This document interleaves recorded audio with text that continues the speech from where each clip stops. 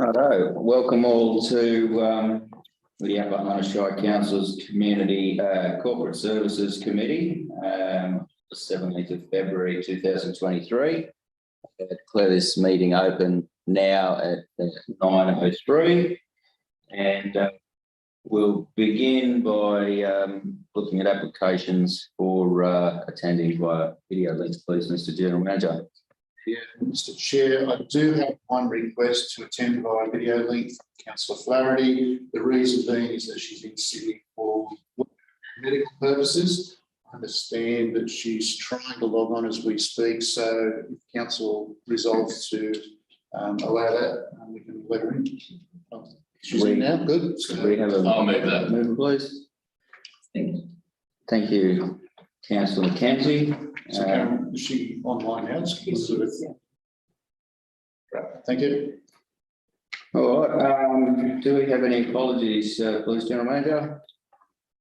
Nil received. And disclosures of interest. I've not received any today. And public participation.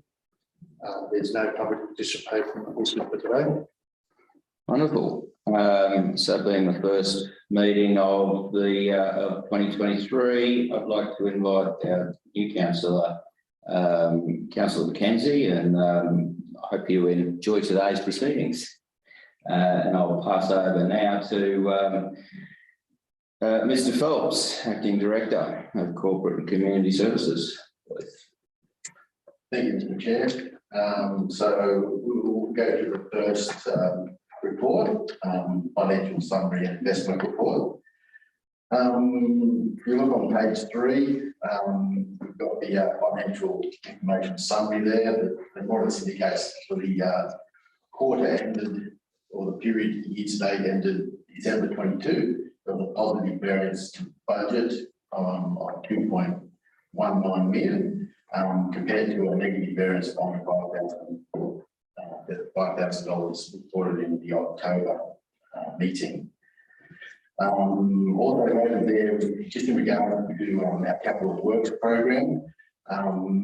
Obviously, our capital works program, we've got a large amount to deliver from the current date to the end of June. So management is more or less looking through that capital works program on a monthly basis, and it's not uncommon that we'll have some big borrowers coming up through the year, mainly due to contractors' proposed project delivery timelines, mainly in regards to the bridge replacement program, which is quite a big project coming through. But also we have some major road infrastructure as well, which the supply of materials, pipes and so forth are delaying with supply chains. So as the future hits over the next few months, there will probably be more votes coming through for the capital works program. Just moving into the more detailed area, with an overview of the main variations of that 2.19 million. So we look at the revenue side first. Our revenue is up by about $4.2 million, which is really driven by grant funding coming through. That obviously with the state election, they wanted to put out a lot of funding to councils before they go into caretaker mode. So we'll just run through the highlighted numbers. So childcare revenue is lower than budget, so it's a lower one that we've got. Mainly just the ongoing reduction in the early learning centre family daycare utilisation rates. So obviously with our staff shortages in that industry, it's making it difficult to hit our utilisation rates. Look at our ECT deficiency. Overall, we actually do have some plans in place moving forward to fully equip that facility back up. So its utilisation has picked up over the last couple of months, which is quite pleasing. Economic promotion, higher than budget by 261,000.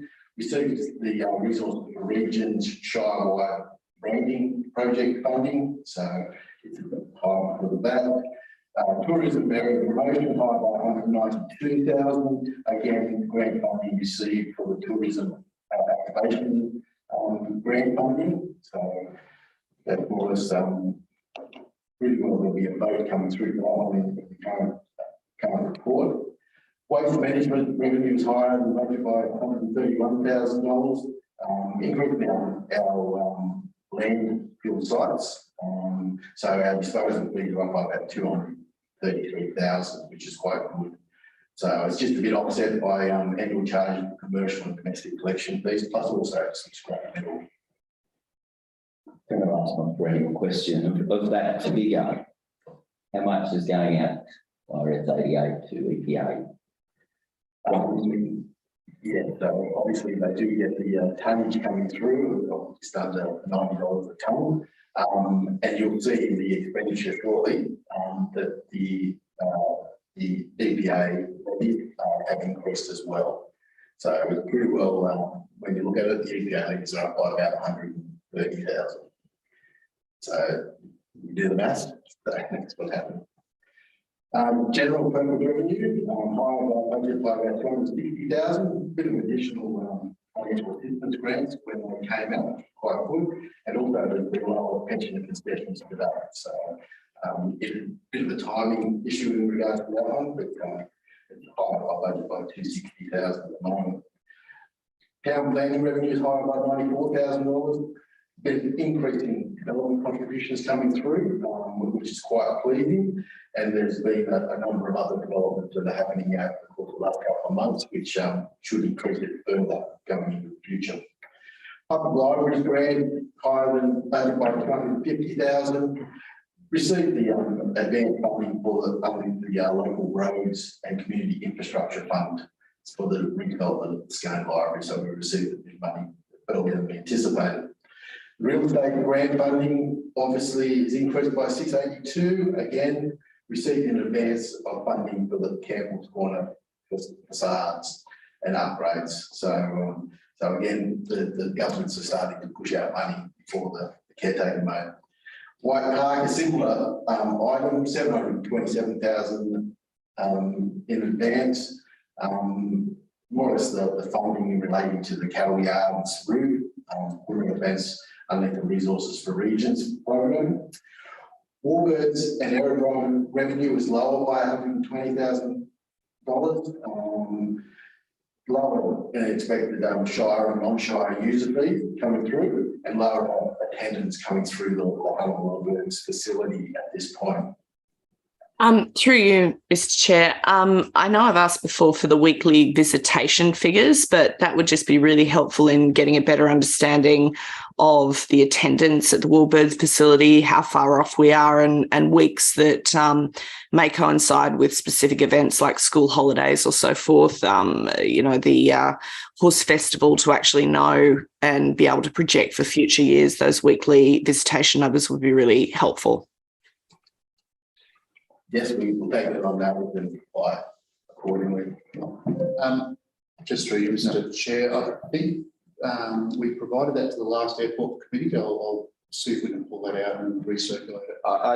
I think, General Manager, if we go forward to the airport committee notes, I believe they might have the numbers in the notes further on in this document. But We'll check for you, Councillor Flaherty. Councillor Flaherty, I think we've made a point of. Yep. Thank you, Mr. Chair. Moving down further through the meeting, RMS state revenue is higher by budget by 1.43 million.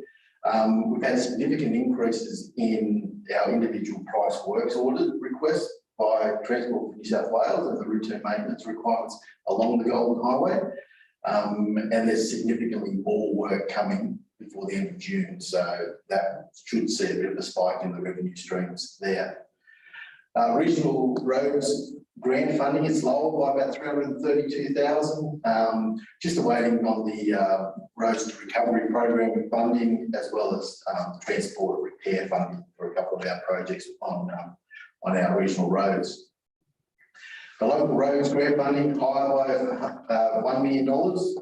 Again, received in advance of the local roads and community infrastructure Stage 1 project up there. And the final one in the revenue side of things is a lower item, which is the water revenue. Obviously, the water fees are down based on the conditions that we've been experienced within the Shire over the last 6 months. Moving into our non-operating revenue and expenditure, lower by about $200,000 at this point in time. Internal fleet hire charges, relatively consistent to budget. When you look at the budget of about probably just over $2 million for the 6 months, it's down by about $76,000. Gravel from our pits, reduced level of materials being extracted from our pits to date. Obviously, when we get more capital works underway for our roads, that should increase our level of revenue streams.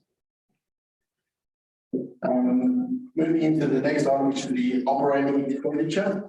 So here you'll see that we're overspent by about $1.4 million. The main items identified in regards to that amount of money, it's the tourism costs are higher by about $218,000. With the grant funding we received for the activation, the stimulus money for events, the costs have been coming through up until Christmas. So there'll be a little bit more cost coming through for those events into the next 6 months. Just on that through you, Mr. Chair, what have been the events that have been costing that money? Through the chair, we've had a number of Christmas events that were staged, as well as there was an event out at the airport as well. I think that was the flight fancy for flight event that we held out at Walgreens. Okay. Could I get a breakdown of what those events have been and what their costs have been? Yes, Councillor, we can go through and I'll give you a breakdown of the events themselves. It's more or less going into one costing whole because there was a multitude of events in regards to that funding stream. Yeah. So it might be a bit difficult to identify the individual events because they sort of like mirror into each other. A lot of the Christmas ones rolled into each other as they came through. But I can give you the events that were held and the total cost today. Yeah, to know if there was $100,000 spent on a Christmas event or $20,000 would be helpful.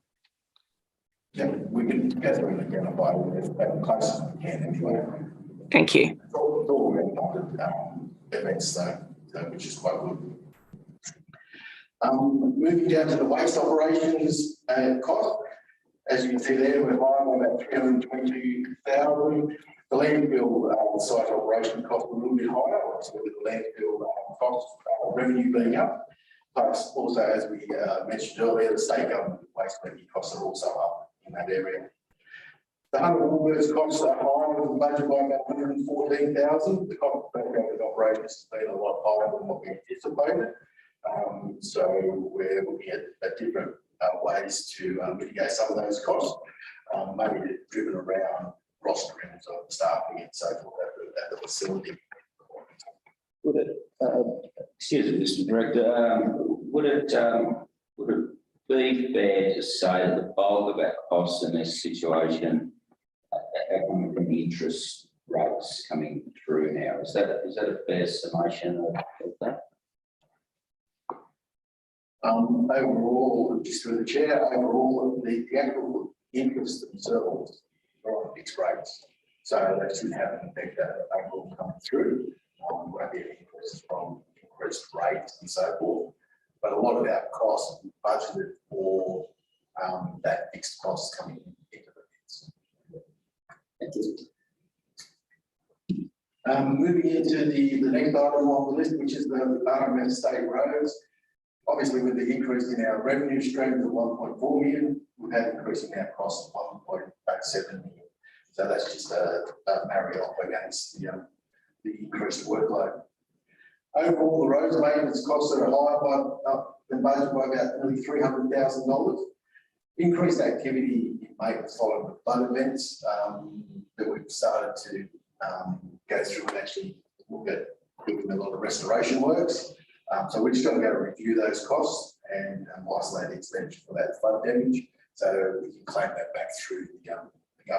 So we'll be doing that over the course of the next couple of months. And just through you, Mr. Chair, the budget that we set that against, the 300,000,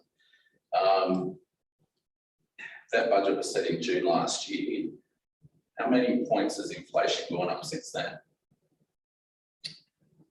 Through the chair, right, councillor, the cost of materials has increased significantly, and there's been indications of material costs going up from 10 to 20% over the course of the last probably 6 to 12 months. Thank you. The last item here in regards to the operation expenditure is the sewer mains maintenance. It's higher by about 132,000. Just reviewing those costs at the moment, there may be some renewal works that have been included in that maintenance area. So we're going to go through and have a look at and reallocate that into the capital area. And you'll notice in the sewer capital works, it's down, which we'll talk about shortly. Moving into our capital cost. So our capital cost is just spent by just under $500,000. I haven't been on bigger budget. I spent by about $500,000 based on our budget year to date to the end of December. The main items in here, the waste bin rollout. We'll be looking at the final cost of the green bin rollout. So the final grant milestones will be received to cover off that. So that 162,000. Airport development cost a high of about 273,000, just the carryover works to finalise the project. Obviously, that will be grant funded as well, so that will be offset by our vote in the current paper. Cameron's Bridge project is higher by about 275,000.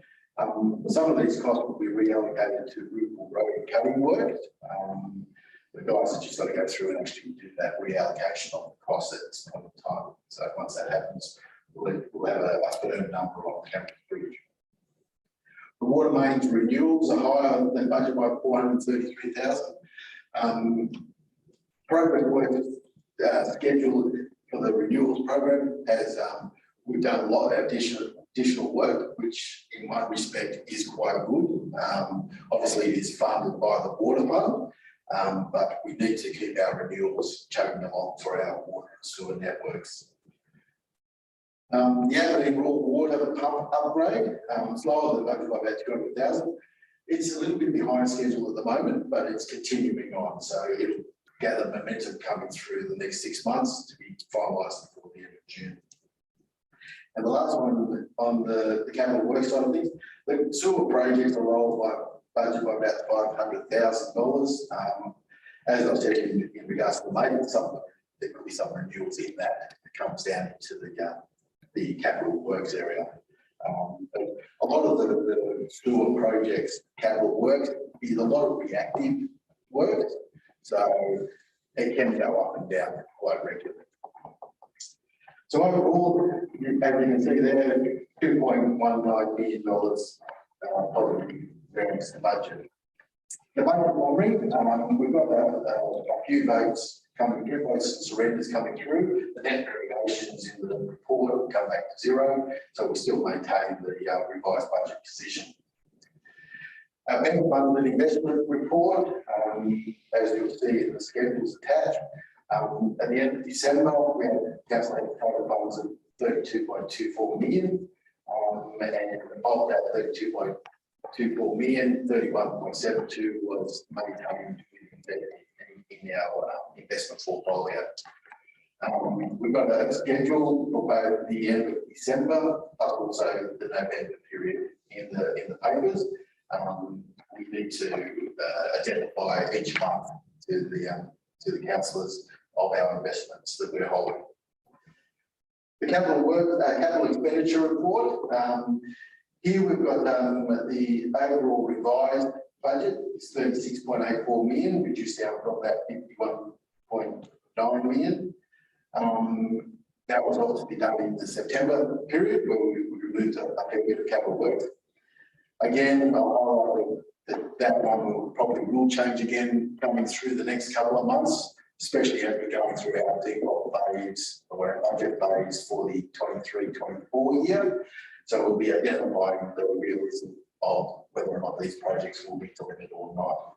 So there could be some more votes coming through. Pretty well based on the year-to-date expenditure of 7.17 million to the end of December, council's only spent just under 20%. So 6 months we've only spent 20%, so there's 80% to go on the revised budget. So through the chair, that 20% will dramatically change over the next few months with the Kelly Street proposal. Yes, so through you, Chair, to Councillor Burns. First of all, we don't always have a linear spend, so we don't try to 50% spend by 50% of the year. It'd be nice if we did, but with the way that planning and delivery goes, the cost is in the back half of the year typically. As we get better, we can have longer term planning and we can get that spend more uniform. I think we're sitting about 75 to 80% of our year-to-date budget, so we're sort of where we expect to be. But getting to your point, certainly as we start to do the Main Street works, we start to see significant more, although probably not a lot of invoicing will come through before the end of the financial year. So we'll see some of the work commence, not necessarily a lot of the expenditure for the remainder of the year. And just probably getting back to the director's comment around the what we reduced in September. If you recall, a lot of funding was put into the budget in June for the expectation for the Main Street and Main Road 358, our two single biggest projects, to commence predominantly before Christmas. With the federal election and the funding fees not coming through, those projects were recognised as not being able to be spent. So those large figures were reduced significantly, still left a little bit in for each project, but nowhere near enough to complete the projects, which we knew wouldn't happen until more likely the next financial year and even the following financial year as the projects go over probably 18 months. Thank you very much. thank you, General Manager. Moving into the next item there, the KPIs. To the end of December, we reviewed our KPIs. We've got 27 off track at the moment out of 111 indicators, which represents about 24%. A little bit of a decline from the September quarter, which was just under 23%. So our satisfactory target is 10%. We have a number of items within the KPIs, as we will read through shortly, when we go through more detail, that items that are red at the moment, but they will turn green. So there's a lot of items in there, such as inspections and the like, that a lot of staff will get onto those over the course of the next 6 months. So those items will come through. Obviously, we, the senior management group, review them on a monthly basis. So we'll be continuing to go through and isolate ones that are red and make the achievement of the ones that are red now into green by the end of the year. Moving into our the schedule attached to the overall report, just with our fund and functions summaries there on page 10 to 13. Here it just gives you the overview of the actual funds themselves, the general water and sewer fund, but then it looks at the individual certain areas coming through from your operation of non-operating revenues and expenditures and capital expenditure itself. So as you can see, there's some request bars in the third last column on those tables, which all come back to zero on the bottom line on page 13. Moving into the actual votes that we're requesting in this current quarter.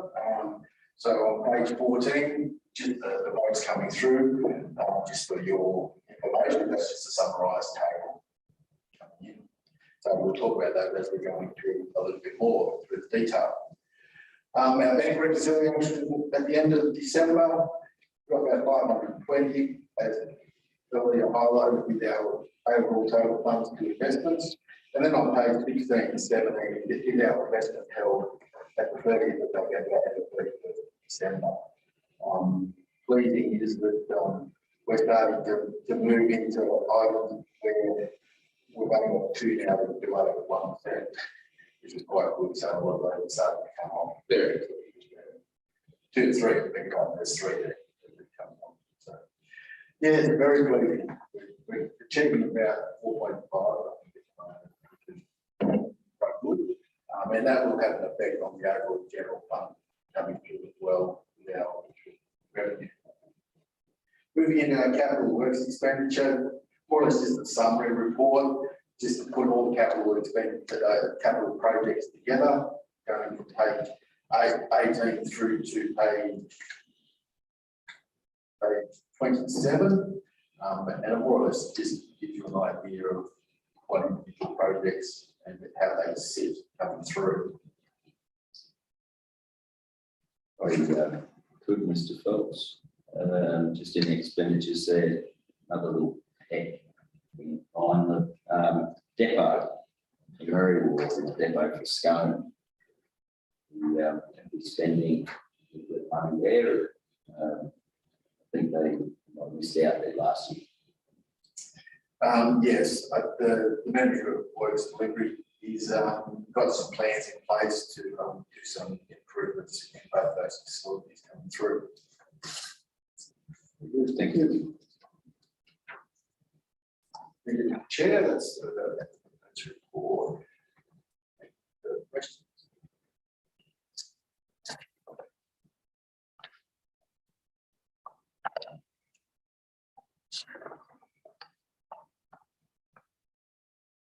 No, I'll move as is. Right, Councillor Burns removes the recommendation that the committee note all the following. I've got a seconder there. Sure. Thank you, Councillor Flaherty. Seconded, Councillor Flaherty, and we'll move forward now into the operational report.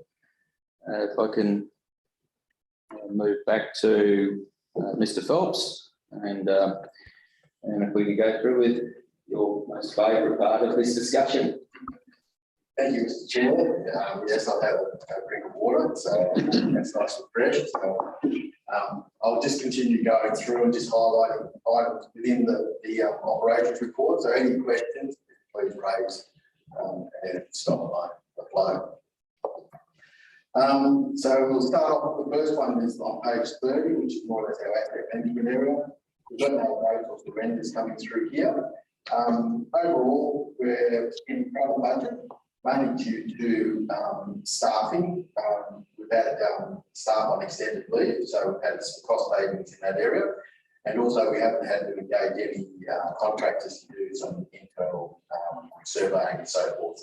So we'll have a bit of a cost saving there as well. Offset against that is in our grants area.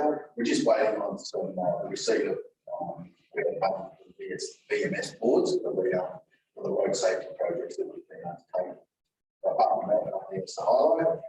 Communications, again, and it's probably going to be a common theme for a lot of the corporate side of things. We've got some savings from staff vacancies within the organisation, so you'll find that there'll be a lot of underspends in the admin costs. So in communications, obviously we have a staff vacancy in that area there, and we've got a cost saving in there, which effectively is the overall year-to-date cost saving. KPIs on 32. Through you, Mr. Chair. Mr. Phelps, do you know what the staff vacancy rate is at the moment?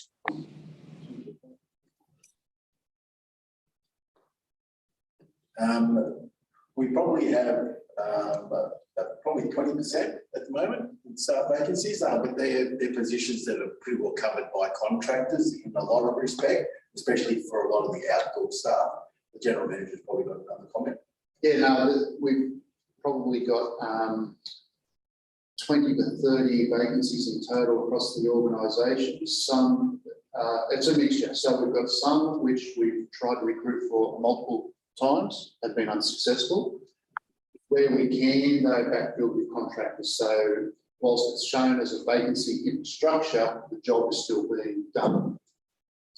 There are others where we have made a decision to, or we've tried to recruit and have been unsuccessful. In those instances, sometimes we made the decision not to backfill with a contractor or a consultant and to hold the vacancy, and that's an actual cost saving to the organisation. But of course, the work that person was doing either isn't being done or is being done by others.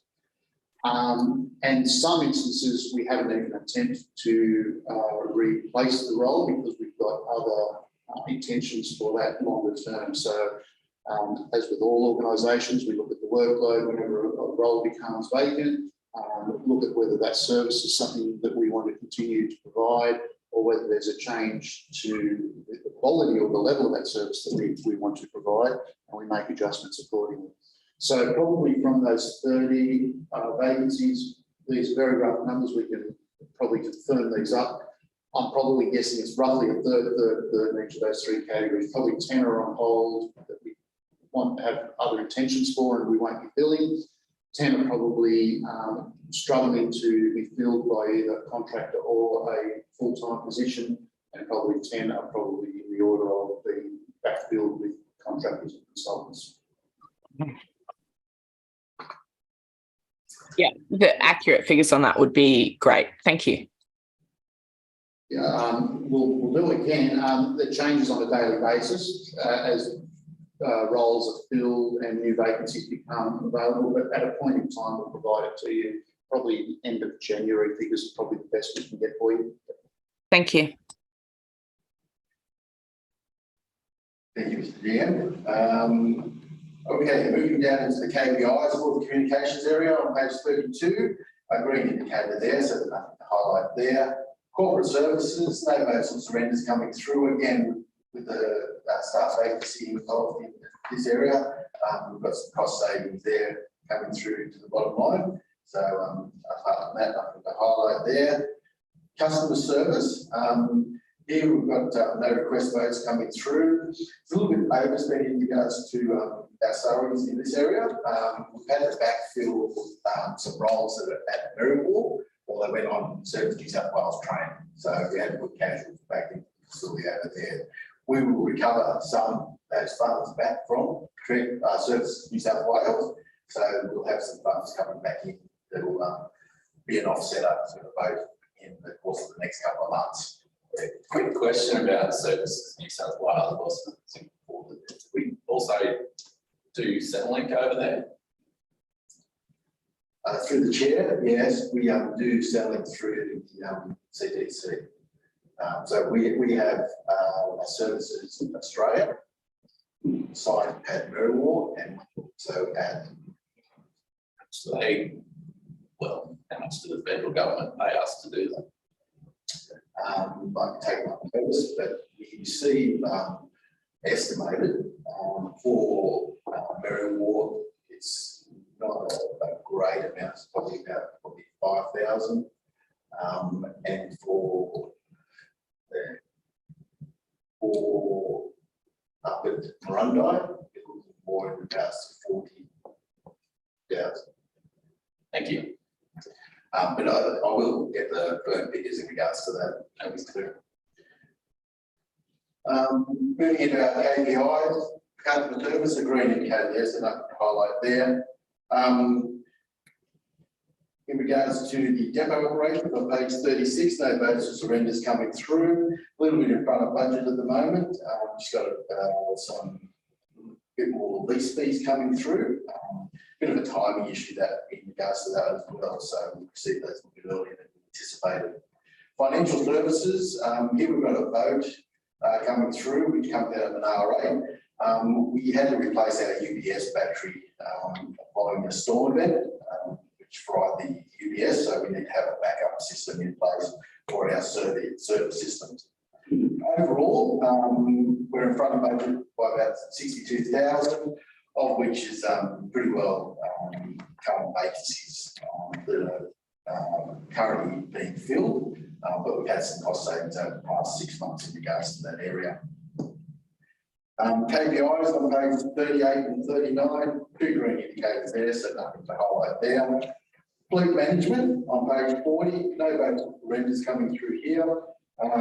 Overall, we're a little bit behind budget coming in, mainly due to the internal fleet hire recovery, which is 75,000, and we're behind by about 35. So it's relatively within the budget.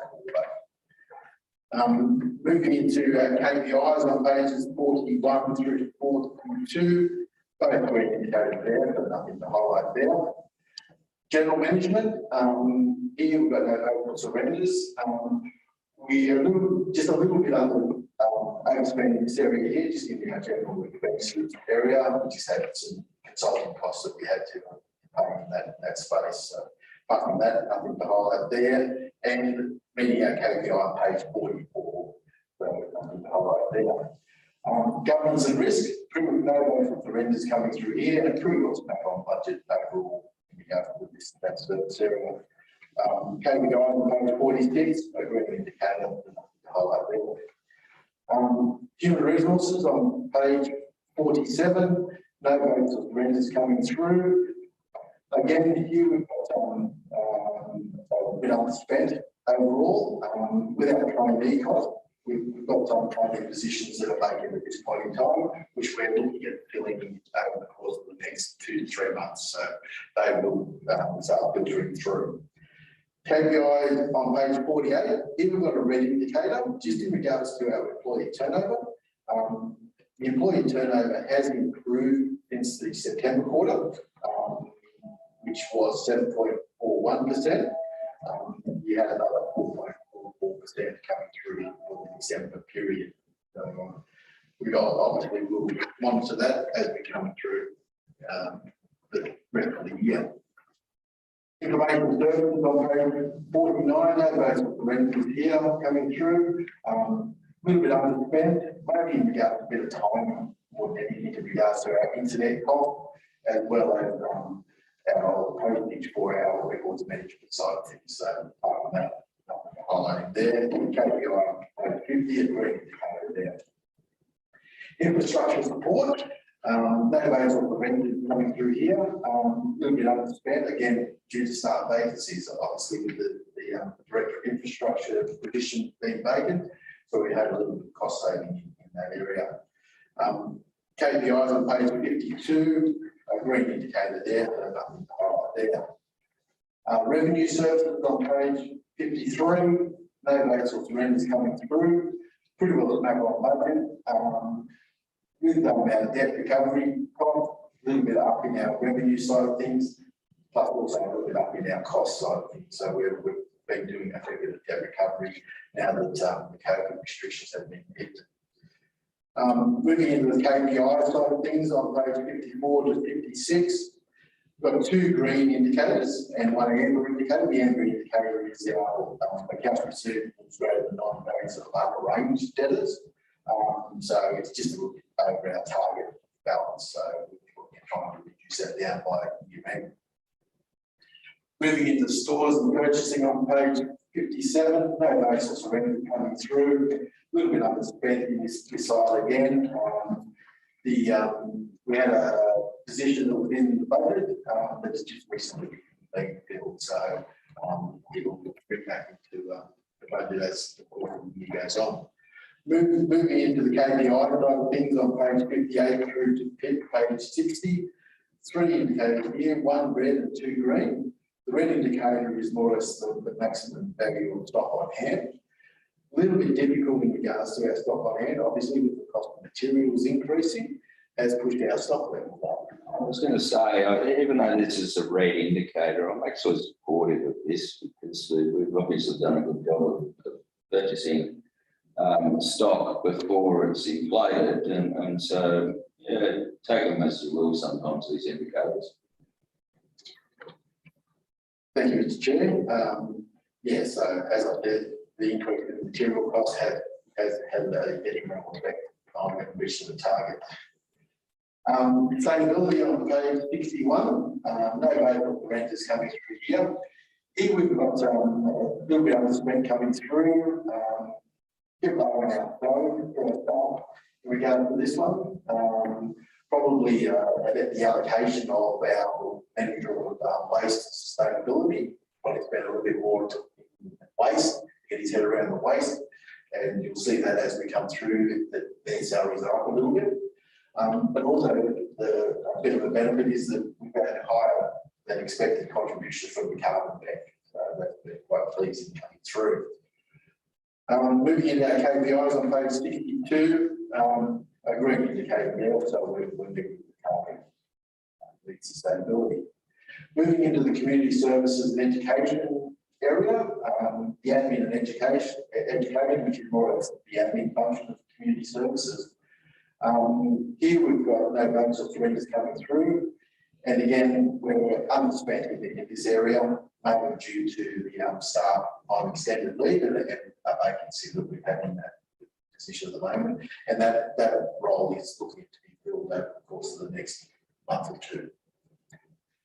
Moving into our KPIs side of things on page 64 to 65, we've got one amber indicator and one green indicator. The amber indicator is just engagement of the organisations and partnerships and programs.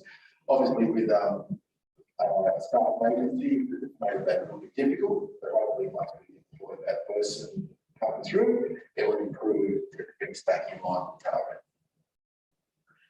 Moving into the aged care at Government Place on page 66, no votes or surrenders coming through here. A little bit, I have spent by about $50,000.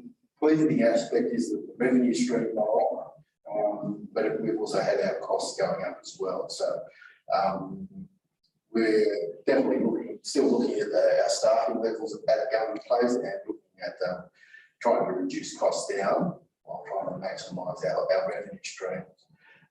We have had a couple of vacancies from some department residents who passed away unfortunately in December and January, but those rooms will be filled over the course of the next month. Very diligent with their director. Moving into our KPIs, we've got one green indicator, one amber indicator, and the amber indicator is more or less about the green occupancy. Aged care independent living units. Here we've got a available for renters, and we're nearly pretty well on market coming through. Highlight there. We've got an amber indicator on our on page 70 there. We jumped below target though. We should get that back into the line by year end, I would assume. Early learning data, no bonus surrenders coming through here. A little bit behind budget by about just under $50,000. Mainly due to, as highlighted earlier, utilisation in those facilities and the staff vacancies of the early learning teacher. So obviously, as our educators come into play and put an ECT back into play over there, the utilisation will increase and our revenue stream will increase. We have been mindful of the reduced revenue, as you can see with the salaries and wages coming through, to reduce those down. So we've kept the staffing level appropriate to the level of children in the facility. Moving into KPIs, as indicated, revenue indicator for the utilisation coming through. Family daycare, no notice for rent here. We're nearly quite on budget with regards to the service, even though our revenue stream are down, but we've also had some cost saving in regards to our kept it in check. I might make a comment. They seem to have done an exceptional job under difficult circumstances over the last few years. Yeah, the chair, been a very difficult space within the industry. They've done an exceptional job in maintaining that stability and offering returns to the community. Moving into our KPIs for the family daycare service, here again, a red indicator may reduce the utilisations coming through and the availability of educators over the Christmas break. Social protection, no valuable renters coming through here. Pretty well, we're a little bit underspent in this area, but we need to reallocate some cost from the community services for the whole core event. So, we've actually had some cost that went through the community services and general expenses. So we'll move them back in there because that whole core event was fully paid up. KPIs, one things on page 77. One green indicator there, so nothing to highlight there. User services on page 78. Here we've got a small note coming through on both the revenue and the expenditure side. just to identify the spring holiday break program, which we received some grant funding for, which is a great program for the young youth. Overall, we're a little bit underspent coming through. Obviously, we've had some staff vacancy in the service area, and our drop-in centre and our EIPP is a little bit underspent at this point in time, so we want to try and ramp that up coming through the rest of the next 6 months. Moving into our KPIs, we've got 3 indicators, 2 green ones and 1 red indicator. And the red indicator is pretty well working and implementing with schools and organisation.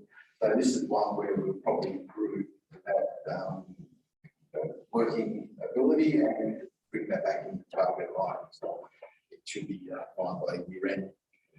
Moving into the economic affairs service area now, in camping area and caravan parks. Here we've got on page 82, no vote for vendors. A little bit overspent today. We've had a couple of major expenditures in here, mainly to keep these facilities driving along. Our revenue streams for caravan parks are up, which is quite good. But the cost that we've incurred has been mainly around our campsites. We've had to review 2 large eucalyptus trees, quite costly, and also out at Stewartsbrook, camping amenity out there, the pump failed. So we had to put the pump back into play. So we had to acquire a pump. Yes. So, Oh, sorry. Phil. Just on this here, I see there being a little bit of opportunity out at Merriwar. I see Merriwar's going to be a place to be, surely, with all these new environmental projects, solar, wind, and what like. Are we willing to have a look at Merriwar, caravan park, and the potential there for accommodation over the next sort of 10-year time? through the chair, probably something that we can entertain, but we'd have to go through a major feasibility study in regards to whether or not it would be suitable. And also, we are a little bit short of land over there. So the expansion of it, I think we've really fully expanded the site at the Merriwar caravan site. If I can add to that, Mr. Chair, I think your questions about accommodating itinerant workers for those projects, probably the focus for the strategy that we'd be looking at is not to utilise facilities that could still be used for tourism, because we don't want to push tourism out at the expense of the workers. There is something that we've been looking at, and maybe that's something we can discuss in the confidential report, because some of the property discussions in the confidential report would relate to that. Yes, certainly. Thank you. Thank you, Mr. Chair. Moving into our next area, the economic affairs area, which is community connect services. No various renders coming through here. A little bit in front of budget at the moment, and it's just without Centrelink agency fee, just a bit of timing effect there. So apart from that, nothing else to highlight there. Economic promotions on page 86. No votes or surrenders coming through here.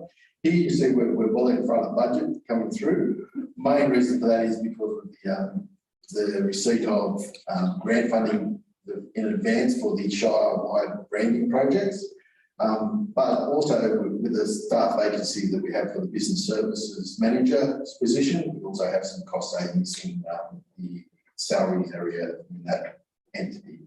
Sorry, Councillor Mackenzie, I didn't notice. Did you have a question there that I've missed, or you just want to pop it? No, I was going to, but we've gone past it and it was very minor, so I'm not worried. Oh, no, apologies. Feel free to ask. We won't bite. That's okay, thank you. Moving into the KPI on page 87. Here, as you can see, our grant funding is above target. Pretty well year to date, and will be pretty well smashed over the course of the next couple of months as well, with increase in funding announcements that have occurred over the course of the last month and a half coming up to the state election.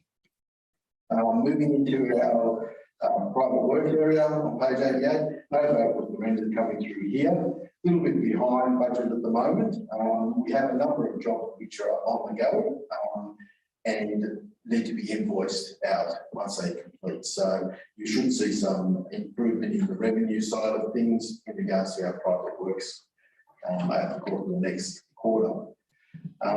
We're pretty well hitting our mark in our KPI on page 89 for our percentage achieved. Real estate on page 90 through to 91, no base of surrenders coming through in this area. Overall, year to date, we're well and truly in front of budget, and again, it's more or less depicted back to the capital grant funding we received in advance for the Campbell's Corner facade. We've also got a position vacant as a property officer role, and that's also been a cost saving to the bottom line as well. Apart from that, nothing else to highlight coming through. KPIs on page 92 and 93, 2 green indicators there, so we're pretty well quite well in our rental market. Sale yards on page 94. Here we've just got an offsetting focus surrender, just moving some operation and yard maintenance areas. So just inside itself, so nothing to the bottom line. Overall, we're a little bit behind budget, mainly driven by the user fees and charges. So obviously our cattle throughput numbers, as you'll see in the KPIs coming through shortly, are down, which means that we are having trouble meeting budget revenue coming through. Our truck wash has been higher though, which is quite pleasing. And as I mentioned earlier, the KPIs on page 95 to 96, the red indicator there is our target for our cattle throughput. We had 20,000 to the end of December, and we've achieved just under 15.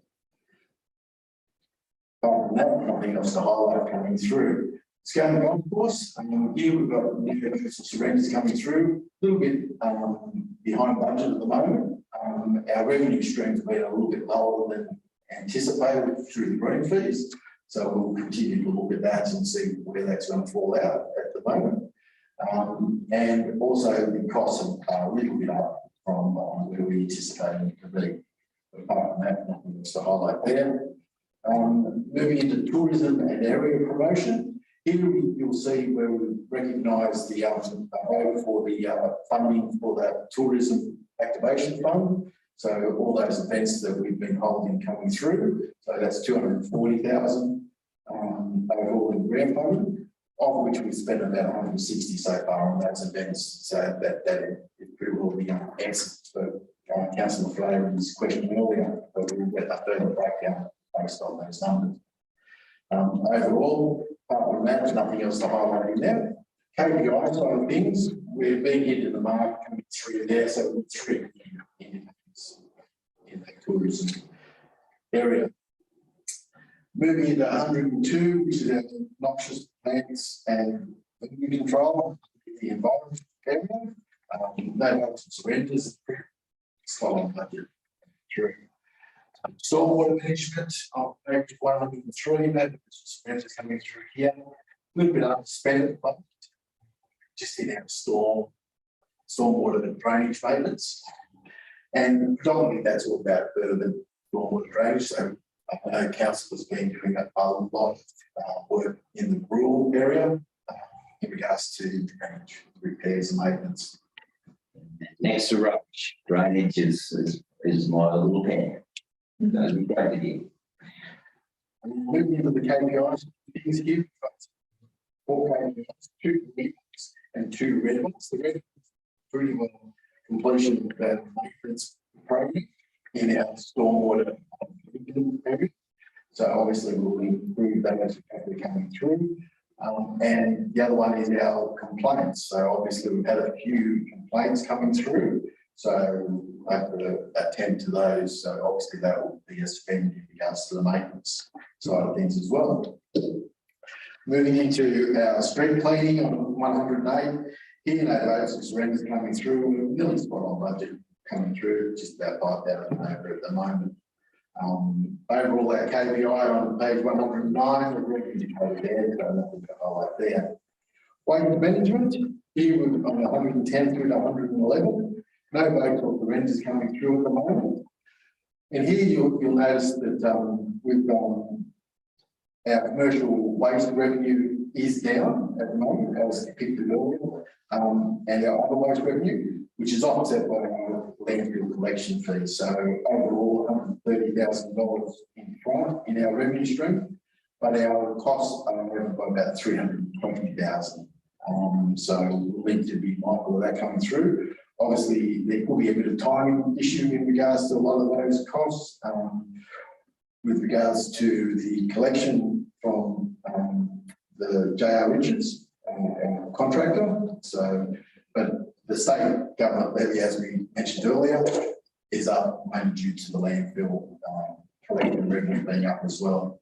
The other item included in this budget is our capital expenditure.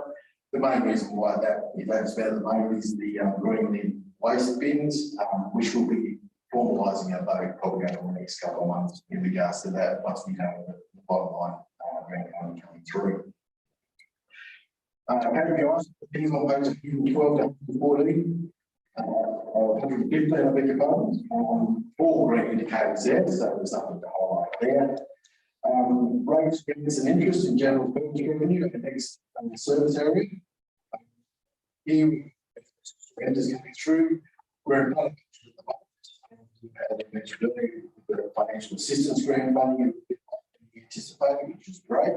And the higher than expected, I think one of the lower than expected pension concessions to date. So that has increased our rates side of things. Our interest returns there. Hopefully those will improve over the course of the next 6 months with those interest rates as we change out our loans for investment portfolio. Through Mr. Chair, just a question about the hardship policies. How many have we had requests for since inflation has kicked up? Through the chair, we're zero. Thank you.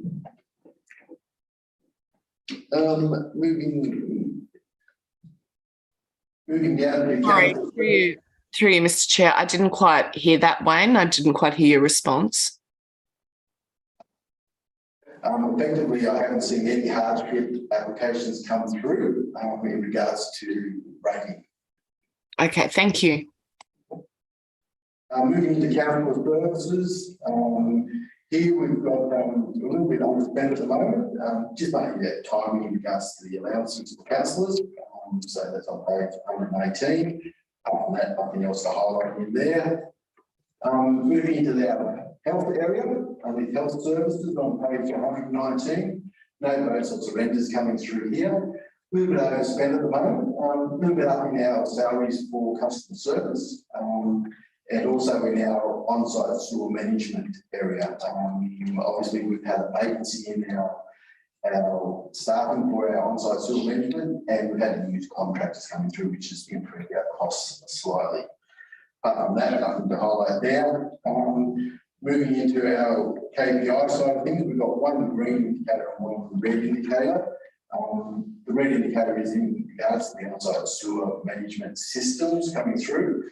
We're on target at the moment, when it was mainly due to the staff vacancies, but we have been increasing that with contractors on board at the moment. So hopefully that will come back into alignment by the end of the financial year. Emergency housing in our housing and community amenities. So we move into the next service area. On 122, pretty well no cost votes or surrenders coming through at this point in time. Low income housing on page 123, no votes or surrenders coming through here. Pretty well spot on budget coming in, a little bit behind only due to supporting fees to be invoiced to other homeowners for use of the low income housing over at Maryborough. Apart from that, nothing else to highlight there. On 124, public cemeteries, no votes or surrenders coming through here. A little bit behind budget at the moment, mainly due to the sale of some site plots coming through. So we're a little bit behind there, but generally it comes in flows and rushes come into the mix. Hopefully we'll have a lot more sales before the end of the year. Moving into our KPIs on pages 125 to 126, 2 green indicators there, so there's nothing to highlight there. Public conveniences on 127, no votes or surrenders coming through. A little bit overspent in this service area at the moment, with the maintenance and service costs required for a lot of our public amenities, it's been a lot higher. So obviously that's one area where we'll need to look at to see whether we can mitigate some of the costs in that area. Moving into our KPIs on 128, obviously with good servicing, with our customer request unsatisfactory cleanliness is down. So we've got a green indicator there. Just if I could go back to public conveniences, just wondering on those costs, how do we break that down, and do we have staff salaries on there that perhaps are doing multiple jobs through a day? Is that an issue within the reporting? Through you, Mr. Chair. Overall, they isolate their hours that they do for the public conveniences. So they put it on a timesheet and they don't mix the day up for that. So it's pretty well isolated to that actual public convenience work. Thank you. Moving into street lighting on 129, no votes or surrenders here. Pretty well we're on a little bit overspent in this area. The utility costs is pretty well in line with where we thought. Obviously with the increase in electricity, it's quite pleasing that it hasn't gone up too much. But also we've had a little bit of expenditure in our capital side of things, just with the street lighting over Veneker Street. So we've done the initial cost for the design works over there a bit earlier than we anticipated, which will hopefully make one councillor very happy. Certainly. You might have to trim up that curve. It'll make others. Very true. Moving into KPIs on 130, a green indicator there, so no complaints coming through in regards to street lighting, which is quite good. Moving into town planning on 131. Here we'll see there's no votes or surrenders coming through, but overall our bottom line is up by about 65,000, which is mainly due to the contributions. So the contributions has jumped by about 180,000, which is quite pleasing. We've had some vacancies in the planning area, so we've had to engage some contractors in that space. Since probably the last 2 months, we've put in play some extra planners on staff. So hopefully those costs should mitigate down from the contracting space. I don't have the director here responsible, but is this impacting the speed of DAs at all, or are we able to have a look at that? Yeah, so one of the roles that we mentioned before that is vacant, that we've been out for multiple times, is the manager planning role. And so that is putting extra pressure on the planning department for the development application process. At this stage, we're basically subsidising that process by using the director's time directly. So he's actually been delving down into the DAs, probably spending time on the more complex DAs. And we've been putting some DAs out to consultants for preparation of the development assessment process. I haven't got the times, and I haven't looked at the times in the chart. Maybe Wayne can take us through those times specifically. Obviously, you've got the 10.7s, I think, there. Overall, I don't know if you've got any other figures, Wayne. Yep, we'll work through the KPI side of things. So we've got the 10.7 certificates there. So as you can see, it's a green indicator there. So we're meeting target in regards to that area. Subdivision certificates, again, we're meeting the targets in regards to that on 133. And the median time taken to determine application has been what the target is. So there's 20 days compared to 40 days in target. So we actually are meeting a lot of our KPIs coming through with Which page is that on? page 44 and 34. Yep.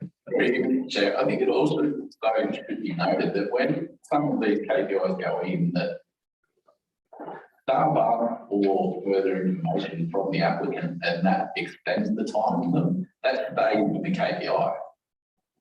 Yeah. So it's not always, like you said before, you can take it with a lick of salt sometimes. Oh, absolutely, and as a resident that's recently DA'd something, it is a rather frustrating process, and the portal needs a lot to be decided. It's obviously causing issues within the council here. It causes a lot of issues outside the council, and we really need the state to step up in that regard, because there is a large lag time that's not noted in these KPIs, but there's a large lag time, and often it is from those applicants as well, because we're not getting information forward, and often we're not getting that information forward because it's getting lost in the portal. So it's neither the applicant's fault or our fault, but we're all getting blamed. So let's push that back on New South Wales. Thank you very much, Mr. Lezell. Thank you, Mr. Chair. Moving into the building control area, here on 135, no votes or surrenders here. Here you'll see where we do have the staff vacancies, so that's what we've got a bit of a cost saving on the bottom line. Overall, again, the KPI on page 136 to 137, as you can see, we're meeting the targets for our construction certificates as well as our occupation certificates, so we're below the recommended targets. Moving into quarries on 138, no votes or surrenders here. As mentioned earlier, we will be behind our extractions from our quarry pits. So at the moment, obviously with the capital works projects taking into effect with a lot of the roads, hopefully that revenue stream should start increasing over the course of the next 6 months. Moving into animal control, under public order and safety area, on 139, no votes or coming through. Here we're a little bit underspent, and again, it's just in regards to staff vacancy. So we've got a compliance officer in play, but we've actually got one vacancy for the compliance officer. Moving into our KPIs on 140 to 141. Here we've got one green indicator and a red indicator. The red indicator is more or less in regards to responding within 24 hours. Mainly due to staff vacancies, we haven't met that target. So hopefully, once we employ a new compliance officer, improve coming through.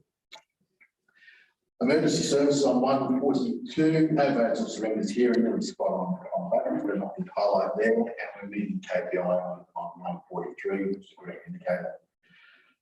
Fire services and fire protection on 144, no votes or surrenders coming through here. A little bit underspent at the moment, mainly in regards to the actual requirement for the RFS red fleet, the vehicle maintenance side of things. So haven't had as many repairs required for that. Obviously, with the fire season not running rampant at the moment, there's been a bit of a cost saving there. Moving into the KPI of 145, a green indicator there, so right there. On page 146, we've got local government regulatory enforcement on no votes or surrenders, as I mentioned, a little bit underspent at the moment. Again, just with some staff vacancies in that area for the swimming pool and nuisance and health. Moving into our KPIs, as you can see, with our vacancy, our pool inspections are just a little bit behind target. One of those KPIs that we should be able to catch up before the end of the financial year. Community, moving into rec and culture, recreation and culture, and the first item in there is community centres and halls on page 148. No votes or surrenders coming through here. little bit in front of budget, which is quite pleasing. Our hall fees have actually increased, so the community's coming back to the tenders a lot more after COVID, which is quite pleasing.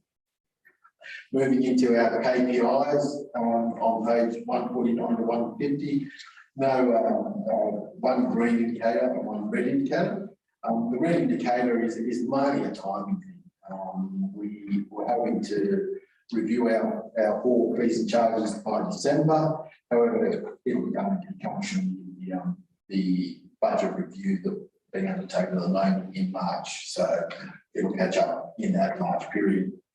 Common services on 151. Here you'll see where we've got a couple of votes coming through, one in the revenue side underneath the grant, and also then some extra money going into Australia Day COVID safe expenses. So we received again some grant funding in regards to Australia Day to make the event a COVID safe environment. So apart from that, nothing else to highlight in there. KPI side of things, on page 152, a green indicator there, so nothing to highlight there. Through you, Mr. Chair, sorry. I just want to go back to Kiora Music Camp. I can see that it's over budget. Do they still get sponsorship for that event, or it just seems against the other events from the previous report, like the King of the Ranges get 6,000, etc. How do we get up to 48 for that? And I know it's an important event. I'm not being critical of the event. I'm just trying to work out how that is so high compared to other events within the Shire. Through the chair, great question, Councillor. Overall, the Kiora Music Camp is driven by a number of other revenue streams. So we receive contributions from third parties to sponsor the event, being Kiora Music Camp, obviously from Kiora State, plus also some other benefactors. Also, we charge fees for going to the camp. So we have fees coming through for that camp. And the costs associated with the camp are pretty well covered by money that Kiora has put away to an RA over time. So it's one of those ones where the Kiora Music Camp this year, we've had one, I think it was in September, and we're doing another one in March. So it's going to be 2 events in 1 year, which is what the committee wants to get back to, that March period. So that will be quite exciting for the kids to do. Thank you. Moving into the KPIs. I've done KPIs, so the green indicator there, so that's nothing to highlight there. New Zealand on 153, pretty well spot on budget, no votes or surrenders, so nothing to highlight there. Again, on page 154, we've got a red indicator here. And again, it's plenty of time. So availability to go into the inspections, the staff didn't get out there before December, but we've all got out there this month, so they'll catch up with the green indicator moving forward. Other sport and recreation on 155, no votes or surrenders coming through here. Pretty well on budget overall coming in. Here you'll see there's some cost for a triathlon, which we've recovered some user fees up the top there, as well as some grant funding for that event. So pretty well comes off. We'll probably be raising some votes coming through the course of the next couple of months. KPIs 56 through to 158. 3 green indicators there, so there's nothing to highlight there. Parks and gardens on page 159. No votes or surrenders coming through. Here we effectively are in front of budget and money driven by, again, some grant funding that we've received for some projects in advance. So people have got that coming through. A couple of items also to stick out in this area is the tree maintenance and management. We've had some major tree maintenance costs coming through, which is offset by a little bit of underspending our parks and reserves costs to maintain the facilities. Bit offsetting there. The other one that we highlight in this area is our tree planting side of things from Scone through to Barundai. Obviously, we're haven't had any cost coming through to the end of December, but the guys are actually getting in and doing a lot of that tree planting at this point in time. That's bring it back into line. That's wonderful news. We'd like to see more and more trees planted. Just on trees, Mr. Phelps, the expenses with the tree maintenance, and we've seen the tree maintenance contractors around. Does that include on roadsides, or is that just in parks and gardens, that figure there? I'll take that on notice, Mr. Chair. I believe that it's all our tree maintenance going in there, the roadside. But I'll take that on notice and I'll come back with a definitive answer. No, thank you. Moving into our KPIs on page 160 to 161. One red indicator there, which is pretty well our capital expenditure. So obviously with our tree planting not being spent, we're a little bit behind there. Moving into public libraries on page 162. Here you'll see where we've allocated the capital grant that we received in advance for the local roads and community infrastructure fund, which we've pretty well parked straight off into an RA. So obviously with the development over there, we put that aside for next year when we start doing the major redevelopment. Overall, the bottom line is in front, but due to that capital grant fund coming through, but also we will be underspending our salaries area there. So that's a role that we're actually filling at the moment. It's a technical services officer over in our library. So hopefully in the course of the next month or two, we should have another person on board. General expenses are a little bit overspent, you'll see there. We're pretty well going through and doing our collection upgrades. So it's a bit of a timing thing. So we just brought a lot of our collections on earlier than we anticipated. Moving into our KPIs on pages 163 to 166, three green indicators and a red indicator. And the red indicator, again, is mainly a timing thing. We anticipated that to be out to the community to consult in regards to the collection material in December. And now that's planned for the March quarter. So we'll be going at the community and looking at our collection moving forward into the next financial year. Moving into sporting grounds and venues on 167, there's no votes or surrenders coming through here. Overall, we're a little bit in front of budget, which is pretty well due to, again, the resources for region funding that came through earlier than anticipated. And also our sporting grounds are a little bit overspent at this point in time. So obviously we'll be looking at seeing how that transpires over the course coming in. So it'll probably come back into alignment with the slower growth within the fields. I have to say that the guys have made a wonderful job of all of the parks and gardens around the council area, from Murrumbidgee, Mary War, Aberdeen's fantastic. Aberdeen's always fantastic, and the guys down here have done a wonderful job as well. There's a little bit of irrigation issue down there, but we'll get on top of that. The parks and gardens and the sporting fields all look tremendous just at the moment. Thank you, Mr. Chair. Moving into our KPIs on 168 through to 169, just one red indicator there and one green. The red indicator just in regards to the capital works coming through, but that'll pick up rather quickly.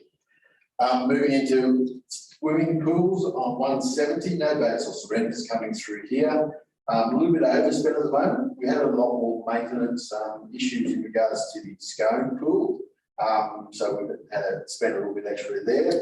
Plus also we've started our capital works programs for the upgrades of the two facilities at Mary War and Scone a little bit earlier than we anticipated. So spending money early. I think that's a really good thing. I think we're aware that we need to get that done in the off season, and we're ready to go. So that's very pleasing to hear. Right? Thank you, Mr. Chair. Moving into our KPIs on 171, one green indicator there, so nothing to highlight there. White Park Complex on 172. Here we recognise the additional funding coming through for the Resources for Regions money, and effectively pretty well offsetting going into the RA moving forward. Overall, that's the reason why this service area is in front of budget significantly. Overall, yeah, we've had increased costs down at the facility, just with our yards and facility maintenance. A little bit offset by our events, so the events are running along pretty well, and we're getting more and more notoriety coming through and increasing our event regime. Councillor Burt. Yeah, through you, Mr. Chair. I went for a walk around White Park the other day and I noticed that one of the user groups has a pool room running 24/7. I think we need to have a look at that one. I understand the need for a pool room down there at times, but it doesn't need to run all year. I'm sure that we've got other facilities around that to look at and that could reduce costs, I'm sure.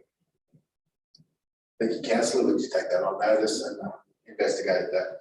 Thank you. Moving into transport and communications on 173, the first area from there. Aerodrome coming through. So here we recognise the capital grant and also then the cost for the carryover works out at the airport. And overall, we're a little bit behind budget coming through, mainly due to the mentioned earlier, our Hunter Wallbird Aviation Centre, our revenue stream is down by 120 and our costs are up by about 113. So pretty well is the change in the bottom line down the bottom there, when you have even the user fees and charges, which are lower than we anticipated as well. So obviously that's an area we will continue to monitor coming through.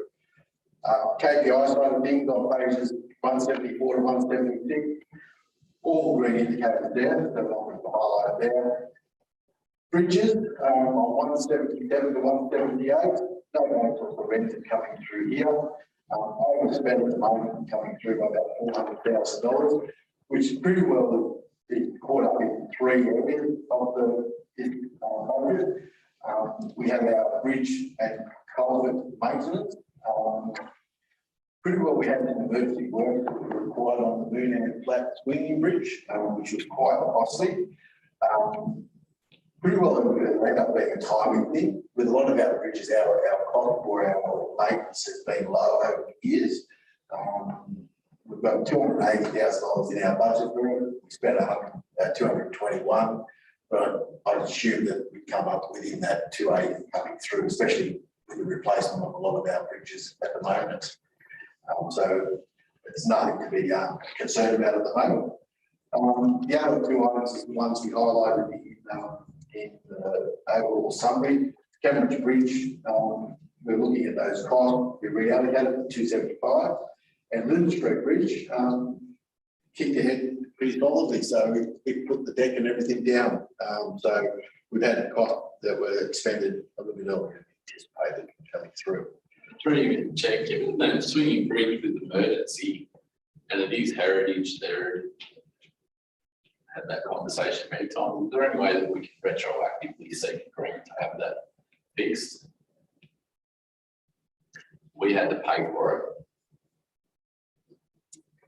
Through the chair, probably to take that on notice. We can investigate to see whether you could. I doubt it though. I think that they would just do it as normal care and maintenance of the bridge. But it's definitely something that we can investigate moving forward, especially being a heritage item. So in regards to this budget area, you'll see some major votes and surrenders coming through. Obviously, we have just received a lot of the programming for all the bridges, but not just the initial 9 that we were doing, but also the next 5 as well. So obviously we've got now the project schedule, so we'll do the votes around that.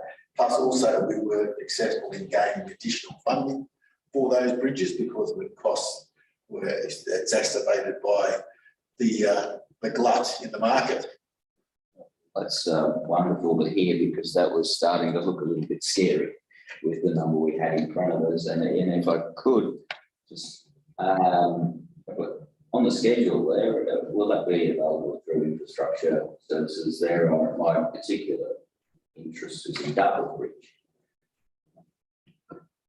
Through the chair, we definitely get the schedule for the contractors and share it with all councillors. Thank you. Moving into our KPIs on pages 179 through to 181, 3 green indicators there, so there's nothing to highlight there. Footpath and cycleways on 182. Here there's no vacancies or renters coming through. A little bit underspent at the moment in this area, just with the very poor extension for the footpath over there.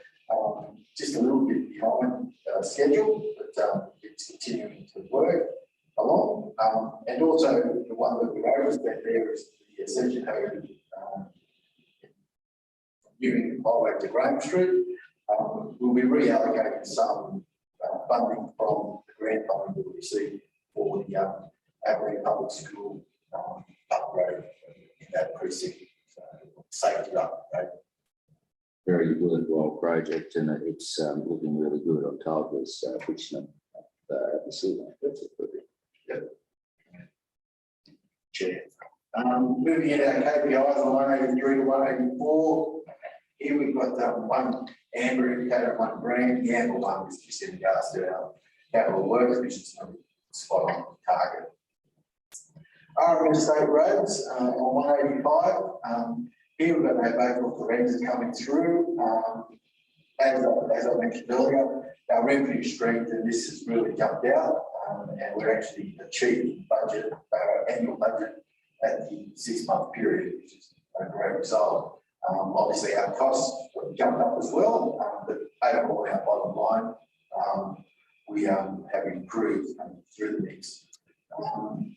We'll probably be bringing through some boats into this service entity once we identify the actual additional works that Transport earmarked for us in the next 6 months.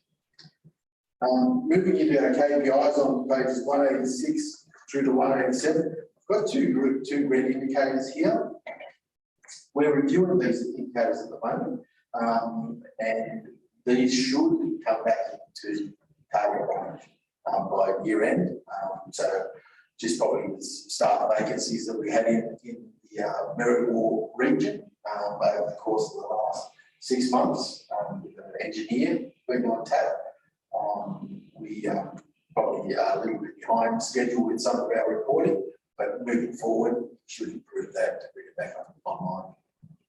I'm more than happy to take it on notice. How many road crew staff have we got over there?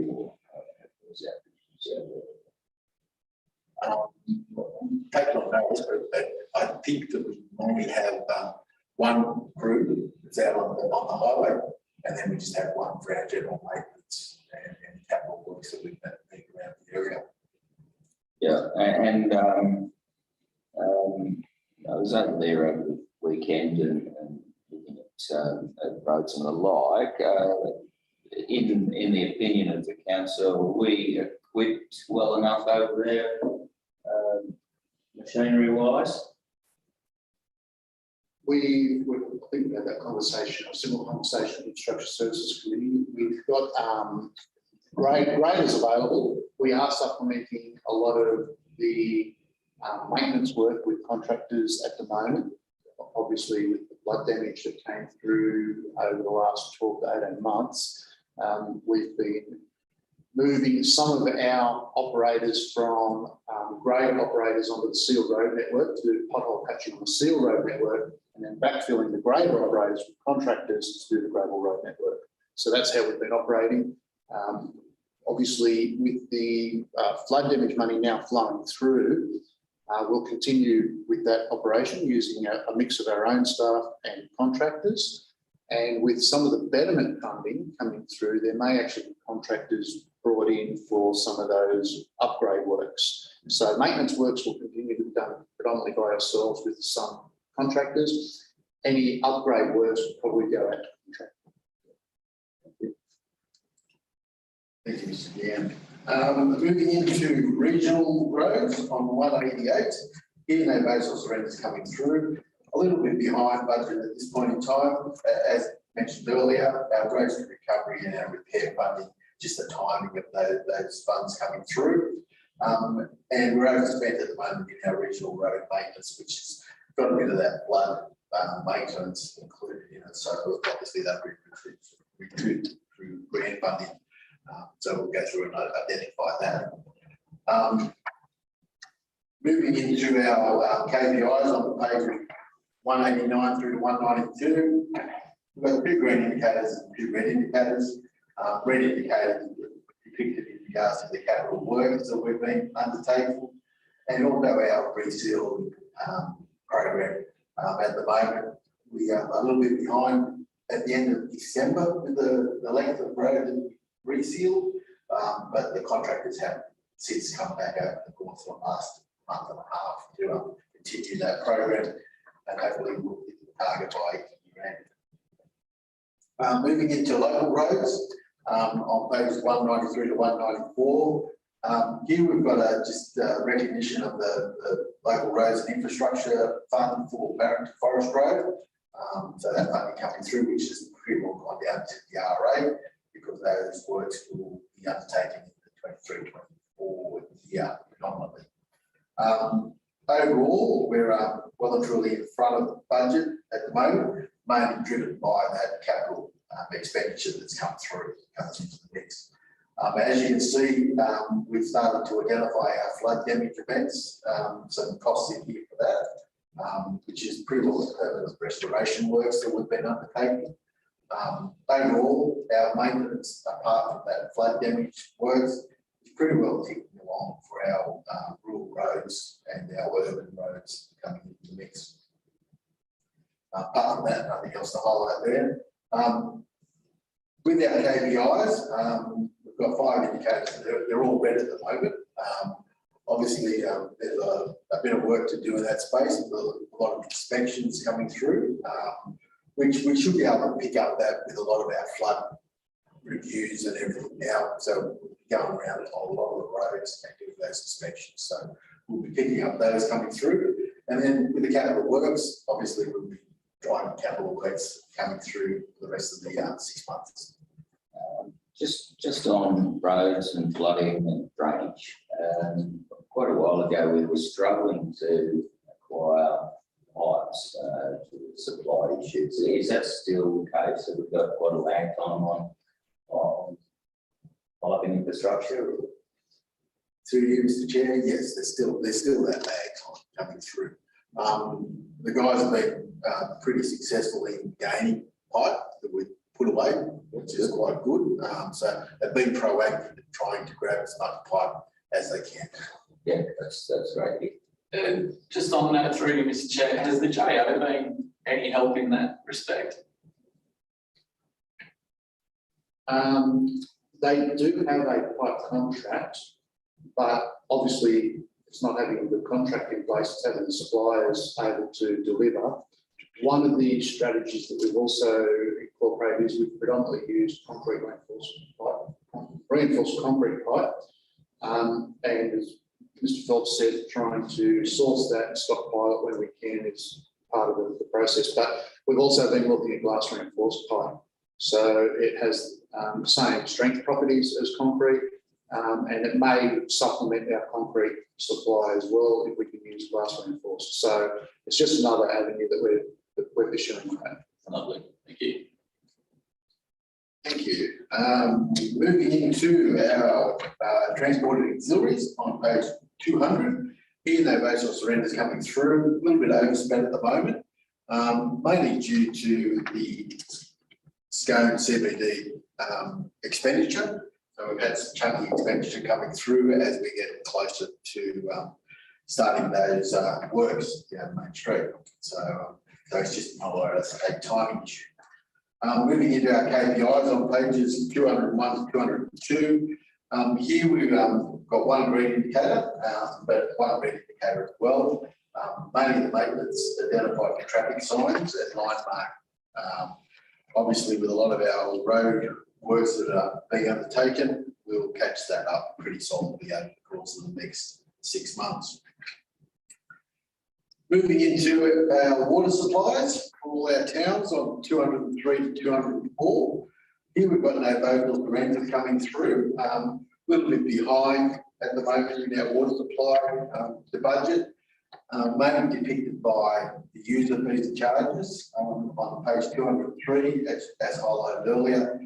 With the wet weather, user fees are down, and also that's coupled with the capital expenditure. So we increased our spend in regards to main renewals and replacements and any mains and extensions coming through, which is a bit of offset against our water pumping station upgrade. So there's a couple of moving parts in this area at the moment.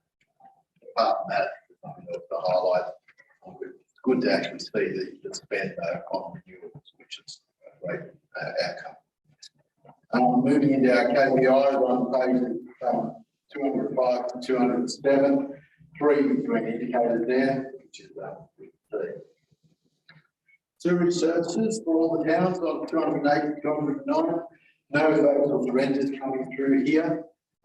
Pretty well, as you can see on page 208, as mentioned earlier, the sewer mains expenditure is quite exorbitant. So we're going to go through and review that coming through and possibly move that into some renewals being costed to the expenditure of. And the other side of the sewer budget is the capital expenditure, which we highlighted earlier. Very difficult spend at the moment coming into the mix. Apart from that, there's nothing to highlight in there. Moving into their KPI side of things on pages 210 through 213. Here we've got 2 green indicators and 2 red indicators. The red indicator is one in regards to the capital expenditure coming through, and the second one is our sewer asset renewal, which is depicted from capital expenditure. They're mirroring each other. Thank you, Mr. Chair.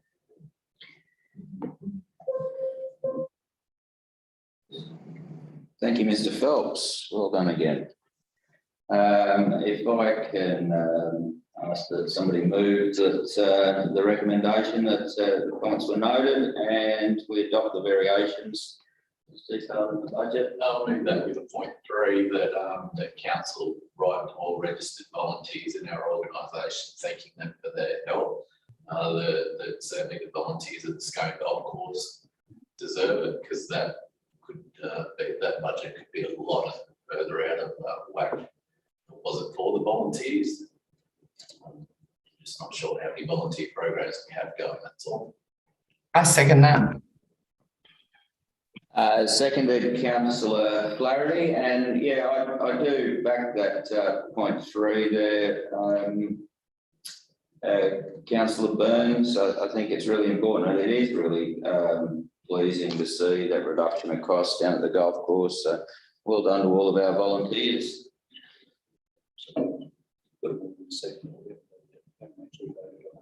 Oh, we better put that to a vote.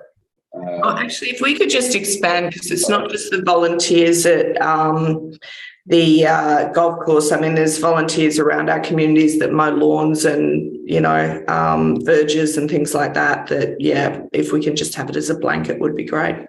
Yeah, definitely, Councillor Flaherty. I think that was the purpose of Councillor Burns' point 3 there. So yeah, we'll take that on, and if I could please have a vote on the recommendation. Councillors? Aye. Aye. We have unanimous, thank you. And we shall now move along to the contractors and expenses report. Please, Mr. Phelps. Thank you, Mr. Chair. Pretty much short report, pretty much for council information, just in regards to the legal and consultancy fees coming through. As depicted in the schedule on 217, just itemised out those expenditure items.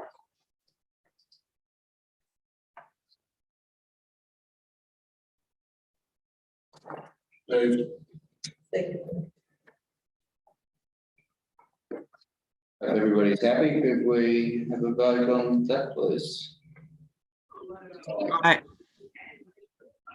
Councillor Flaherty, I Aye. think I heard you there. Yes. Yeah. Okay. We're unanimous on corporate 2.3. And we'll now move forward to corporate 2.4 and the adoption of the airport management committee meeting.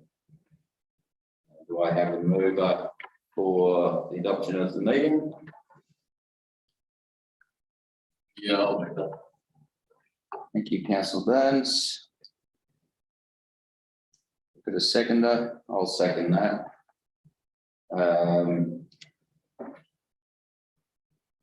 All those in favour? Aye. Unanimous. For the adoption of the airport committee, we move forward to our next committee adoption, which was the White Park Management Development Committee. Do I have a mover in this area? Sure. Thank you, Councillor Flaherty. Second that. Thank you, Councillor Mackenzie. And to put that to a vote, Aye. Councillor Flaherty, thank you. So unanimous, and we move forward to corporate 2.6, the Scone Upper Hunter Regional Sale Yard Committee. Yeah, I'll move that. I'll second this, being part of that committee, and I think there's some positive things happening here. All in favour? Aye. Thank you, councillors. We know unanimous. We now move on to a notice of motion brought forward by myself. I could bring the motion that stated here that one, the council investigate the validity of creating plans for residential strata title within the upstairs region of Campbell Corner, with the intent of offering for sale concepts of both residential and short-term lease accommodation. Two, funding of the drawing up of plans to be investigated within current Campbell Corner funding arrangements or alternative means such as, or alternate funding from the, such as the New South Wales Regional Housing Strategic Planning Fund. Three, plans to be drawn up and discussed with councillors.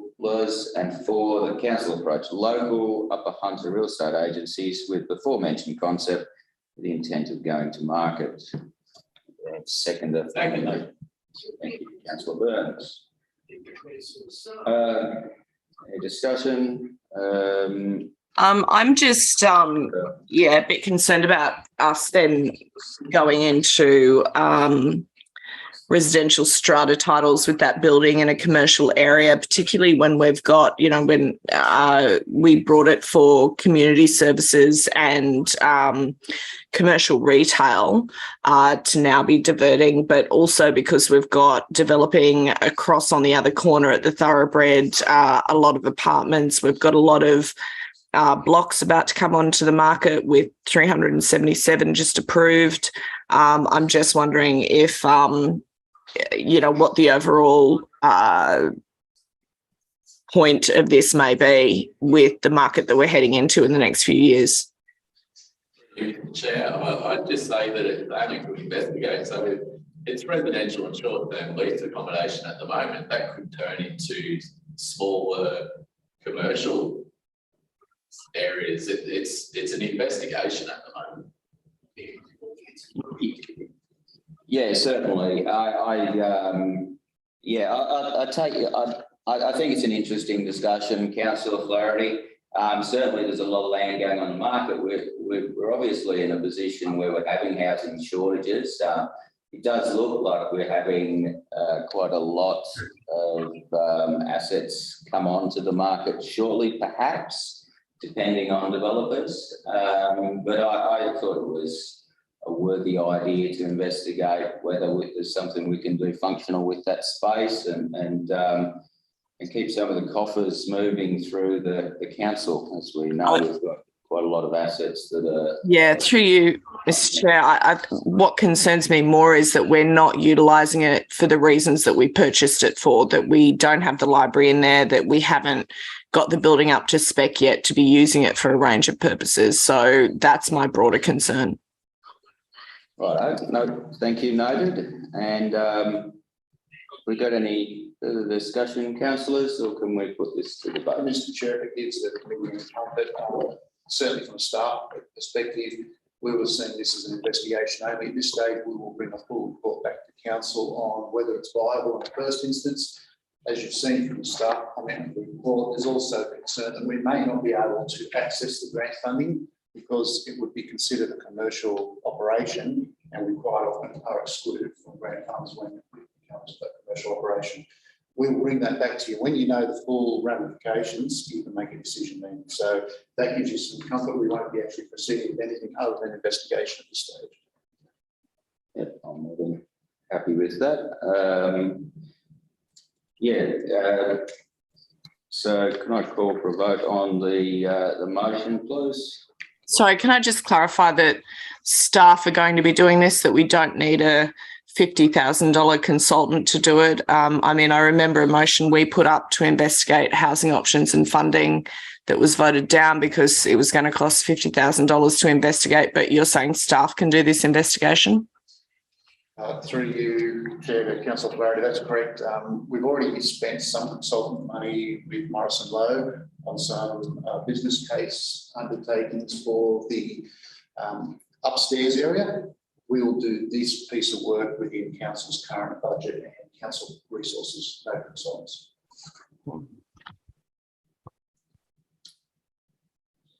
Thank you. We can go back to a vote on this. Could I put this to the hands? Councillor Flaherty. No. Negative to Councillor Flaherty. So if we could just please note that, Karen. And we'll move on now to responses to previous questions. Just for notation only, I think this is regards to a question you've asked, Councillor Flaherty. Are you happy with the discussion there? Yeah, just looking at yeah, so the response is that I'm not asking for a full breakdown of revenue and costs. I am just asking for, you know, the basic figures which they use to calculate to give us those figures. So yeah, I think that hybrid template would be good to see. Has that been actually circulated? The hybrid template? I think it's noted to be held to be brought forward in March, Councillor. I mean, when did I originally ask for it? It was what meeting was that? That was It was December. Yeah, I mean, yeah, because I understand you had to get this report ready, but yeah, it should, surely we can circulate that, you know, before March and it come into effect in March. It's only literally a couple of dot points. I think we've had the Christmas break there, Councillor, and you know, the first one back. So I think it'll be good to see that next in our next meeting there. But if we can move forward the notation of that, I'll move that's been noted. Seconded. All those in favour? Right. Carried. And I see we have no questions with notice.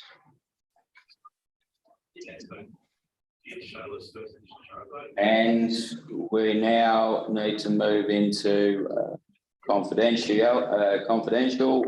So do I have a mover for the confidential meeting? Moved Councillor Mackenzie, seconded